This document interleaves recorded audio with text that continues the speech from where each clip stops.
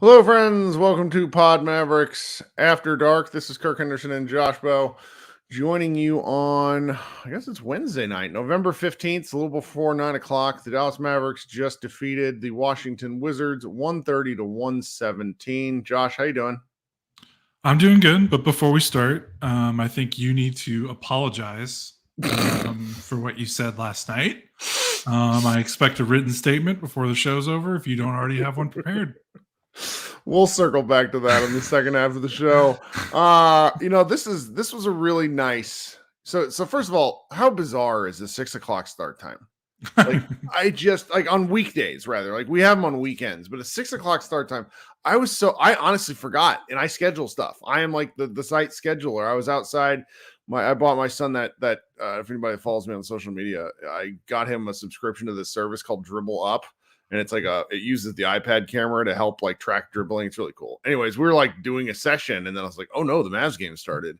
And yeah, so this is their third game in their short 4-game road trip. And it's their, looking at the schedule here, this is their third game in four nights. And, they came out after getting really royally embarrassed last night against New Orleans in New Orleans. Only to have to travel overnight to play Washington, and the Wizards are really bad, but they're still an NBA team, and it was never really a game. Never really a game. No, they jumped on them early. It was pretty clear. This isn't surprising. Like Luka is pretty consistent in bouncing back from bad games in a big way, so it's not surprising that the first quarter he really kind of put the pedal to the metal. I mean, he almost matched his stats. Nice. He matched his first. He had 13, 2, and 1. In the first quarter, and last night he had 16, 2, and 2. So he was like, yeah, I'm really good at basketball was the thing. He did the Luka Doncic thing. Kyrie Irving didn't play. The Mavericks said, Jason Kidd said beforehand, he was experiencing some discomfort, so they just thought it best to take precautions, which my official unmedically, licensed position is that Kyrie Irving is going to be dealing with foot issues the entire year, and so I think this was a wise choice. Get him rest where he can. Get him rest where he can. He's been a real warrior this year, playing through this, and I really sincerely mean that. Foot stuff sucks. I can't imagine like when quickness is your main ally, like being in uncomfortable all the time.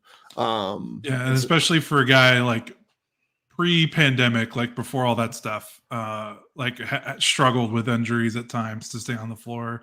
So that the fact that he has played through a foot injury, I think is meaningful when you consider earlier in his career just how many lower body injuries he had that kept him off the floor. Yeah. And so the Mavericks didn't need him tonight. They had a dark hero rise in the form of Tim Hardaway Jr., who just good gravy, Timmy. He was 7 of 11 from 3. 31 points to lead the team in scoring. He even had 3 assists, which is pretty funny because Tim is not, it's not like Tim is he's not dimes. He's not here to pass. That's not his job. Okay.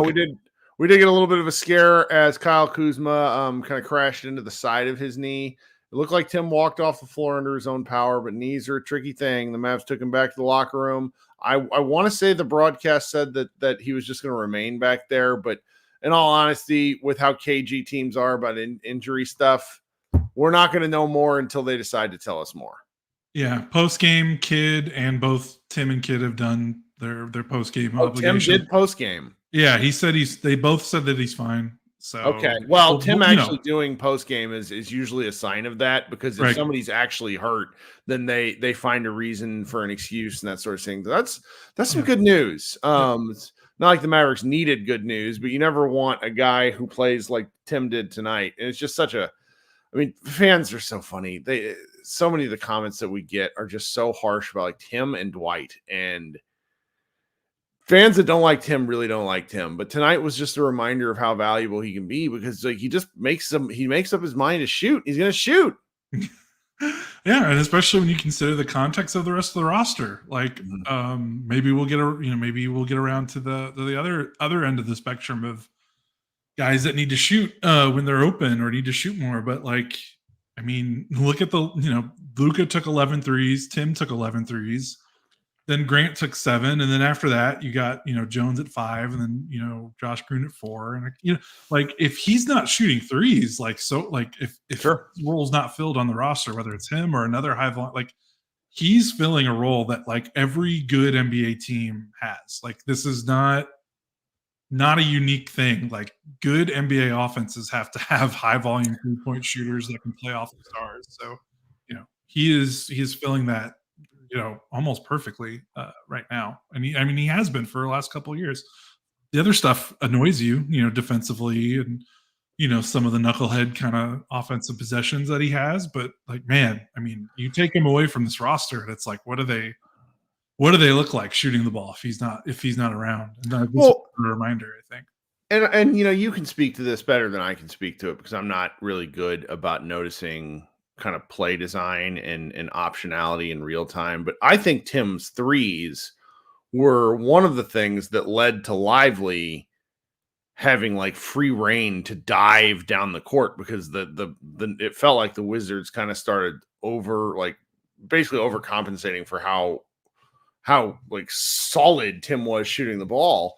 And I don't, Lively just once again, 24 minutes, 17 points, 9 boards, 2 blocks, 1 turnover, a pair of assists, and a steal. He had 4 offensive rebounds, and like the offensive rebounds are my favorite, because he just does the thing that the tall kid does in youth basketball, which is like put his arms up in the air and the ball just comes to him.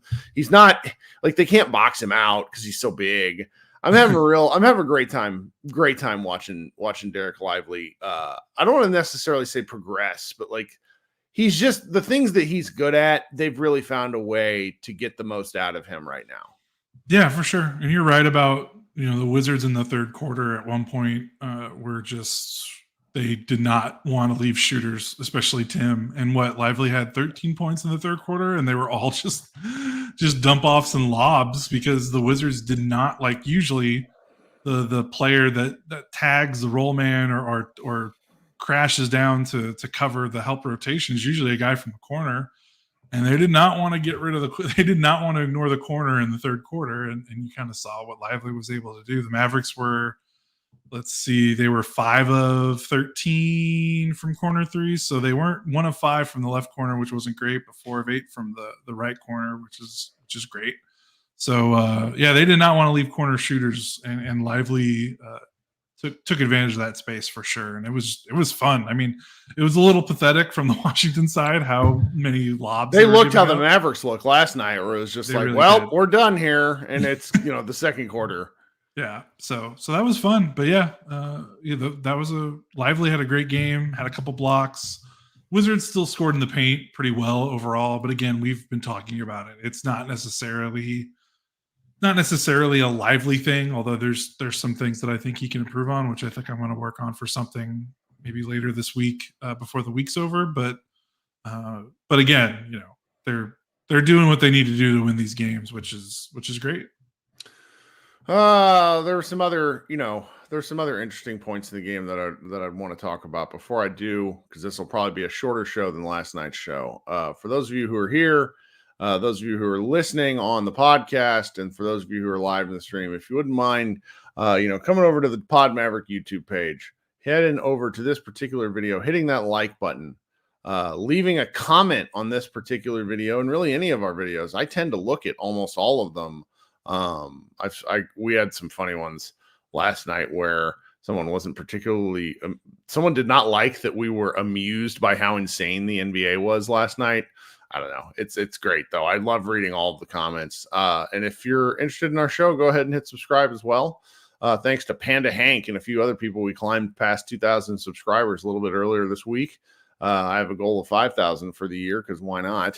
But bit by bit, we are getting more followers and we're having a good time doing this. And everybody that told Josh and I to make the switch to video earlier, I'm annoyed that I didn't listen. That's my fault because this is not, it's not as hard as I thought it was. But anyway, that's what I'm here for, to beg for followers and likes because I have no shame. Anyway, we really appreciate everybody's support. We really like doing these shows. All right, so there's a couple more guys that we could kind of go through or situations in the game. Not really sure how you want to approach this because I think you could get to the back half of the bench and talk about some guys. The Grant Williams of it all has been kind of interesting. He's quietly put up a series of stinkers, and it really hasn't mattered. I did like his passing tonight. The ball. Yeah, I was going to say, was tonight necessarily a total stinker? Well, the shooting's been rough, but the ball has been flowing through him offensively, and I just. We lost your mic. Woo, sorry. You're back. Okay. Yes, the ESPN autoplay for the page that I was on. So the ball really, really flows through Grant Williams sometimes, and he made some really nice plays. It was fun to watch. Yeah, they are. I think we talked about this. I can't remember which game it was. Might have been the New Orleans game or the Clippers game. Mm-hmm. But it feels like they're doing this on purpose. Like they're getting Williams screening for Luka so that he can be the 4-on-3 outlet when teams decide to trap or hedge that pick and roll or play a little more aggressively instead of playing drop. And he's been making the right read pretty consistently. He's had some shots that he probably wishes he could get back. Shout out to that finger roll air ball. Just absolutely gorgeous. But hey, right idea. Like no one stepped when he caught the ball near the free throw line. He expected to meet resistance. That's what he thought. Like that was where the ball was short. I think he was expecting contact anyway. Right. And then, I think this is a new thing for him. I mean, in Boston, he was primarily he was not doing this in Boston. Like that's for sure. I mean, 7 is his career high for assists. He had 6 a couple of times last season, but he's career 1.2 assists per game guy. Like he has been primarily just spot up shooter in his career so far. And I mean, you're not going to see it on the stat sheet. He's still averaging about 1 assist per game in Dallas. But I've just noticed over the last maybe like 3 or 4 games, it feels like they've made an effort to make sure he's the one screening for Luka when they know that teams are going to be a little bit aggressive defensively in the pick and roll instead of let Lively screen. So I think he's getting more comfortable with that short roll operation. And yeah, again, he had maybe a couple shots he wishes he could get back, but he made the right read. 7 assists, 1 turnover. And even though he hasn't had the assist numbers in the last couple of games because he's either do the hockey assist or guys get fouled or what have you, I mean, he isn't turning the ball over with them trying this out. He had 2 against New Orleans, but I mean, everyone had 2 turnovers, I think, against New Orleans last night, but he had 0 against New Orleans on Sunday. He only had 1 against the Clippers on Friday. So, it's cool that they're kind of doing this and he's not, no one's going to confuse him for like Draymond Green catching the ball at the free throw line and picking out shooters, but he's looking pretty good. And that's a spot that's hurt them for the last few years in Dallas, right? Like they would try it with Dorian or Reggie, and it just wasn't always there because I think those guys might get one specific result. Yeah. Like whenever they'd screen with Reggie or with Seth Curry in years gone by, you're getting a specific thing out of that action. When Grant Williams gets the ball, there's a number of different things that could happen. And I think that makes all the difference. It was so funny. I guess I didn't realize how few assists Grant Williams was averaging. 7 is by far the most. I think he had like the next 6 closest was 6. I looked it up right before the show. Yeah. No, not here. Last season he had 6. This season, the most he's had before that was 3. So like he more than doubled, and which was pretty interesting. And some of that's just right place, right time.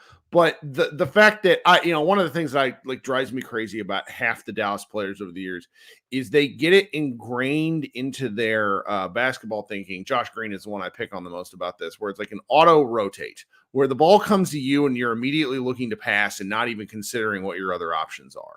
When Grant Williams gets the ball, I feel like anything is on the table, which makes Dallas a lot harder to defend. Yeah, for sure. I mean, that's the thing we've been preaching since 2019, is that they don't necessarily need a ton of all-stars. They just need guys that know how to make plays with the ball. And sometimes people got like, I don't know, misconstrued and we're like, well, Josh, teams don't have 5 point guards. And it's like, no, they don't need 5 point guards, but like professional NBA players can make plays against a closeout or a double team. Like what was happening in Dallas was the outlier. Like not a lot of teams can field a roster that can be that incompetent away from the ball or with the ball in their hands. So I think the new additions, like these guys, just the skill level is just a little bit higher. And again, that doesn't necessarily mean these guys are running pick and rolls or throwing behind the back passes or you're running your offense through them. They just make the right reads because they're I don't know, they're good basketball players. Mm-hmm. Like we're kind of seeing that with Derrick Jones Jr., where it's like, how many games has he already scored in double figures? And how many games did guys in his spot in the last 2 or 3 years get to double figures? He set career high repeatedly. Like his career high, he's passed the career high he ever had at Duke, and then he's passed it again already. I mean, it's really, yeah. Sorry, I'm looking up a specific stat, and I don't know where to find it. I probably should have asked you this beforehand about what I'm looking for next. But yeah, keep going. No, yeah, just these guys, like a guy like Jones. I know we've talked about on the side a lot. Doyle's written about him, and we've had some other people write about him because his start to the season's been so good. But the thing that I like about him, and again, like he's not a playmaker. Like no one should confuse him for being a playmaker. But when he gets the ball, he knows what to do with it, and he knows what he can't do with it, which might be more important, really, if you think about it. Like he's not pump faking or passing up. Like if he's open, he shoots. If he's not, then yeah, he moves the ball. If there's a lane, he cuts. If he gets a closeout, that if he sees the slow defenders closing on him, he drives. Like he drives hard. He doesn't hesitate. He doesn't, take a size up dribble. All that. He doesn't pump fake when he's open. Like those are just little things that can add up over time, over a course of a couple of possessions, that can really bog things down when you've got a guy like Luka that has to run the show. And it's like, look, if teams are going to throw so many defenders at Luka, you cannot be hesitant. You have to be decisive with your actions. And I think Jones is very decisive. That doesn't mean he's going to be awesome every game. He's going to miss shots. There's going to be stretches where he looks invisible. He's probably not like the long-term starter at the wing, going forward. Maybe, I don't know, maybe he is. Who knows? Maybe this is what but he just does things assertively in a way that they haven't had from guys his size the last couple of years. Well, and this is very simplistic of me, but the dunking is kind of emblematic of that. And one of the things I was looking for was like team dunks over the last, because the Mavericks are not a high flying team. You get Dwight Powell alley-oops and there's the occasional thunderous dunk from somebody else, but the Mavericks are not a team that dunks. It kind of never have been the whole time I watched them. And that's sort of what I was looking for, because I'm wondering what the record, how many team dunks they had the last several years. The reason I was looking around at Basketball Reference, because one of the things we were all really hypercritical of Luka several years ago is he had like 6 or 7 or 8 dunks his rookie year, and then he never had that many again.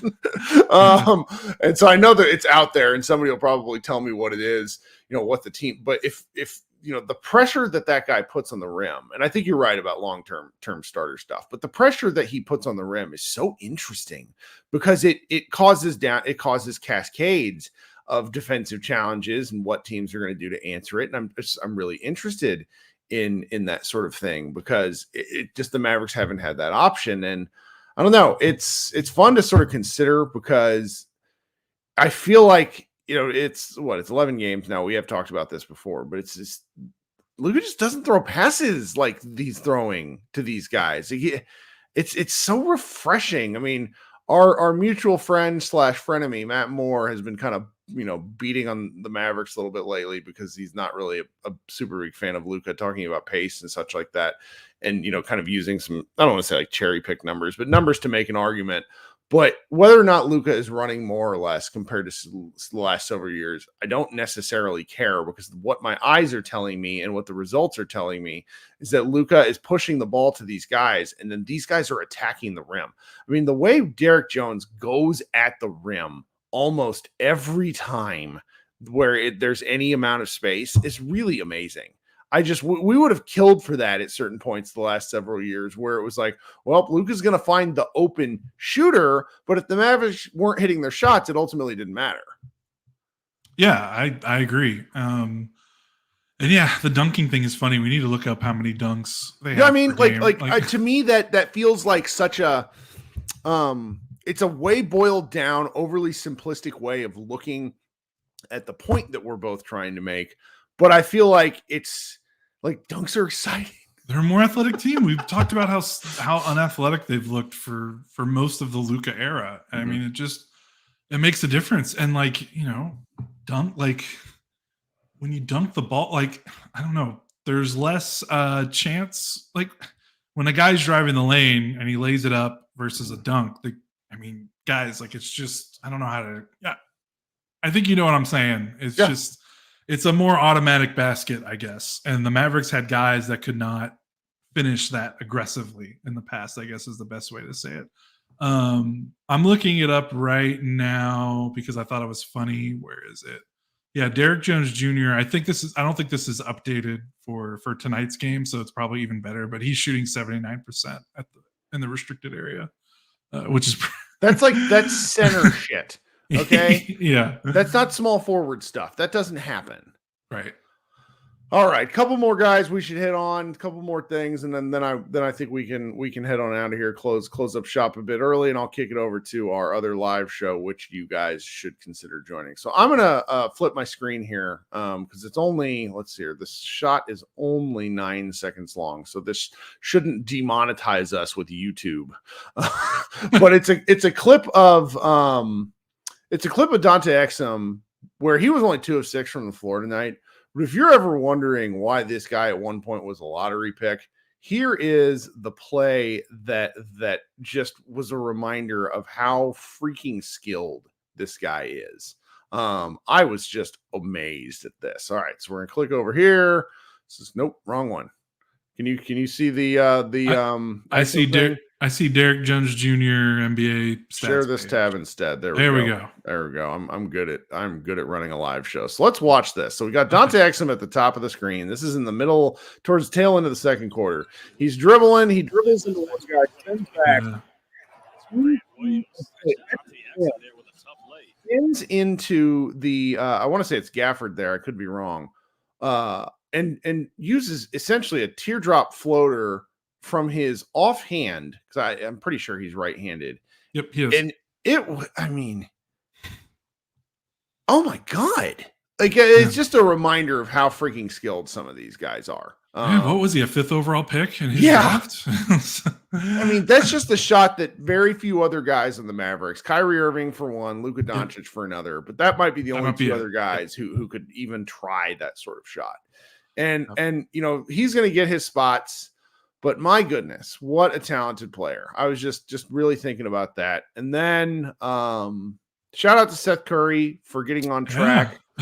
Because he is welcome to the season, Seth Curry. He's had a pretty bad, he's not been good. He's like one of his worst shooting seasons ever to date. Now the volume is so small, but he's one of the right, and he's one of the best 3-point shooters in history by percentage and volume. So it's like you knew something was going to break at some point. It was just nice that it happened tonight. Yeah, and especially when you don't have Kyrie, that he had an opportunity there, and I think. Yeah, they needed someone to make his shots, and he did. He bailed him out on a couple of possessions. He only made he had 15 points. He had 4 2-pointers and 2 3-pointers. He had some nice shots inside the arc. Also, if he can get going a little bit, that's just like he's given them he has basically been a non-factor this season. So his minutes very clearly came at the expense of Jaden Hardy. Yes. And it was like his kid wanted to get a different look. And kudos to Hardy. He still got in and play, he still got in and played hard. This is it's a fascinating problem. One of the things I've heard Bill Simmons say repeatedly this year that he thinks certain teams, Los Angeles Lakers in particular, have too many guys who need to play. I'm not sure that's the case with the Mavericks, and I certainly hope it isn't the case because I like kind of the tiered structure of the roster, but just being able to have Seth there is like a like a 11th or 12th guy is pretty amazing. Yeah, like that's a luxury that a lot of teams I think wish that they had. Like just the fact that he's basically he hasn't been needed and they're winning. Like it's not like they're losing and he's not playing. Like they're winning games and he hasn't played. And it's like, hey Seth, we really need you for 20 minutes. Okay, 15 points. I'll make all my shots. Like it's cool. Like no worries. Like that's pretty cool. That's a neat party trick. And yeah, I'm with you on Exum. I think the thing that I think about every time he's a like obviously he's not the biggest guy on the team, but like for his height, he's just a big dude. Like his wingspan, his girth, like his strength, like I don't know, like I'm just really impressed with it. Like I can see why he was the 5th overall pick for sure. Like his size and ball handling and passing combination, like that had to make scouts just kind of drool over the possibility of him because he really is. I mean, he's not necessarily unique. There are definitely other guys his size that can make plays with his athleticism, but just like he's got a good physical package for sure. So I can see why he was drafted so high. I can see why he had multiple shot. He had, had another team try to give him another shot in the Cavs, and I'm just glad it worked out for him overseas so he can get better and come back to the NBA. Yeah, and the Mavericks, this is some real inside baseball because it's way too early to give a shit about this. But I think that when they signed him to his deal, they were able to get the deal structured to where they have his bird rights. I could be wrong about this. I need Scott, CBA Mavs, to maybe pump something out about this, but I'm pretty sure they have a second year available for him. Yeah, I'm pretty sure when the Thibault contract got matched, they had extra money and they gave him some of the MLE that was left over. And I think they either have his bird rights or they have him for another season, which is nice. Which is real nice. Real nice. Kind of feels like a steal. Do we have anything else? Or should we get on to kind of the follow-up from last night's Kirk being mad on the internet? Before that, I mean, do you want to talk about the elephant in the room? Which one? The other Aussie besides Dante. Exum. Oh, Josh, I don't know. I feel so bad. I don't know. I don't even know if we should talk about it because he was like suffice it to say he got the start and he was bad. Yeah. He continues to be not very good, and I feel bad for him because there's clearly some over processing going on. One of my favorite players to watch right now is Anthony Edwards, who appears to be one of the most natural athletes and natural basketball players that has come into the league in a long time. And what I mean by that is that between his athleticism and his feel for the game, he makes it all look so easy. Everything Josh Green does is hard. He makes everything hard. And until he can figure out a way to calm the fuck down and just play a little basketball, it's going to be a struggle bus. Yeah. He looks like a man without a country. Like just doesn't. Yeah. He doesn't seem to know his role on this team right now, which is really weird because it feels so, again, this is armchair quarterbacking, but from our vantage point, it feels really clear what his role should be, like 3-and-D defensive player and energy guy. And then in the games, it just kind of looks like, okay, do they want me to be a guy that can handle the ball a little bit? Do they need me to create some offense with my passing? Oh, okay. Do they need me to be a shutdown guy? Do they need me to be point of attack defender? Do I need to be a spot up shooter? Do I need to do that? Like, right. You can almost feel like you're seeing those gears turning. The processing. Yeah. And that's what I mean. Yeah. That's exactly what I mean by the fact that it doesn't come. He's like, you could tell Anthony Edwards to go do a thing and he's going to be like, all right, I'm good. You don't need to tell me anything else. You tell Josh Green something, and it reminds me of elements of what my son does, who's 7 and is like extremely anxious, where he's just like, oh my God, all the time. And I think he'll get through it because if the team is winning without him, without needing him to be good, that's a good thing. And over time, hopefully they'll find situations. I'm very critical of Jason Kidd, but man, if he hasn't been good at finding situations for guys to thrive in. Yeah, for sure. The thing with me will be I don't really care about really the 0 points. I mean, that's That's Cowboy the took extreme. the jump passes. Yeah, the 0 points in 37 minutes is pretty extreme. But to be honest, the points on the shooting doesn't, like, that part of it is not on my radar in terms of like concerns. To me, I just want to see some defensive plays. I want to see consistent defense, because the offense will come and go. Yep. Whatever. Like they don't need him to be a huge offensive. Like there's plenty of other guys that can pick him up on that end of the floor, but they need his defense. Like they really need him to be an impact defensive player, and that's the part that I'm a little like, oh, like where is that? So we'll see. But again, how many games? 12 games. There's plenty of time for him to figure that part out. All right. We'll go here shortly. I wanted to put this at the end because it ultimately doesn't matter.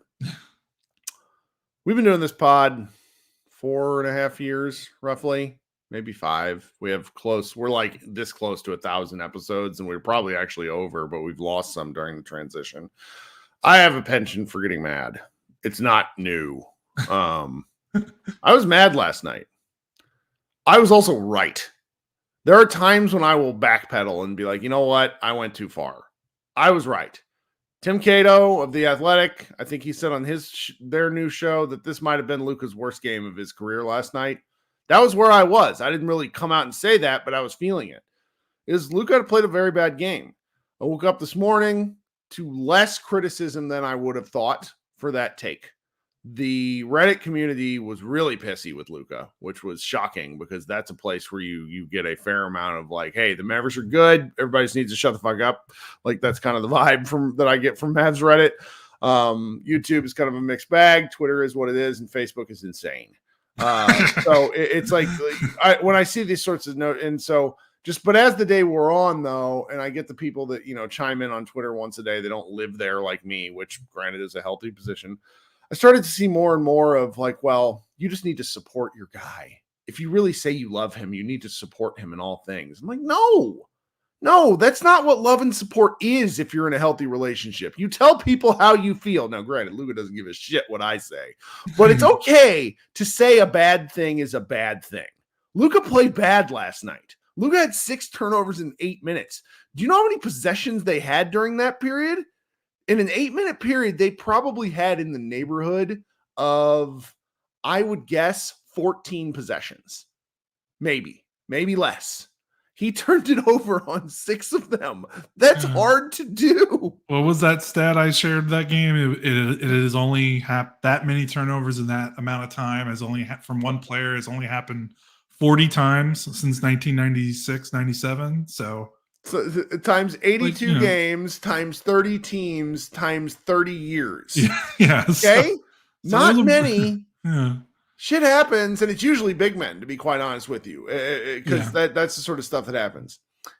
Anyway, I just want everybody to know that Luka's fine. We don't think he's not, he's still an MVP we couched candidate. that perfectly. Yeah. I couched it all, but people still get unhappy with it because they don't want to hear criticism of their guy.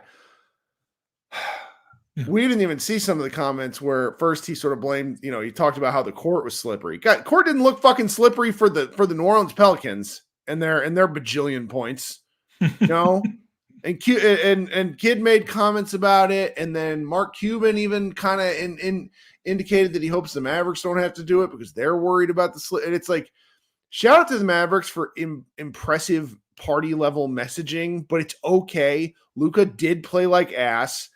It was and the secondary thing is where you had a lot of people being like, well, it's just one. It's not a big deal. It's one. Guys, use your brains as to why you think he didn't play well. Just think about it for a minute. Why might have he not played well? All right. We had a great time hanging out here. We're going to do a live show here in a few minutes. Come back and yell at me. Tell me my takes suck. Come back. That's the thing is, if you're talking to Kirk on Twitter, he invites you to these live shows. Come up, don't tweet at him, talk to him. Right, this is much more fun. He will invite you. Basketball. Yeah, diffuse the situation. Well, it's also different. It's like, 'cause I used to go to a lot of open court runs, and it's like whenever you kind of play with quasi strangers, people you only play basketball with, those are some of the most fun basketball conversations I have because it's people that play and kind of know basketball then wanting to talk about that. And so that's where it's just, I don't know. I love actual conversation. I don't have anybody in my real life. There's the occasional person that I run into that is really into basketball, but it's why I do this. Trying to think. We have an interesting piece coming out in the morning from Gracie that I liked. We should have a couple more things coming up to Mavs Moneyball. We will be back Friday because I think the Mavericks play again because the NBA season is a relentless march. Do you have anything you want to get off your chest before we get out of here? No, I don't think so. What's next is the Bucks, right? That's going to be a fascinating one because I think the Bucks are this close to a certain level of implosion. They're one of the worst defenses in the league, despite over the past several years being a good one. They are a terrible transition defense. However, they do have these two very good basketball players you are familiar with. Actually, they have like 5 very good basketball players you're familiar with. So it's the Mavericks are going to need to bring their A game. They are 7-4. I mean, I think this is going to be the first time they've played a team that has a current winning record since the Denver game. Maybe. I mean, a lot of teams they've been playing at the time they've played them have been either 500 or below. So another measuring stick. I'm jealous of how good that take is. That's really something. All right. That'll be at 8 o'clock. No, 7 o'clock. It'll be on NBA TV and then Bally Sports for everybody local. So look forward to Josh and I talking to you guys about that game, probably at a more normal time. Back out and go to your YouTube page and come wait for me in the live show. I will be joining that here shortly. Thanks so much for hanging out. This has been Kirk Henderson and Josh Bowe of Pod Maverick and Mavs Moneyball. Everyone have a great night. Go Mavs.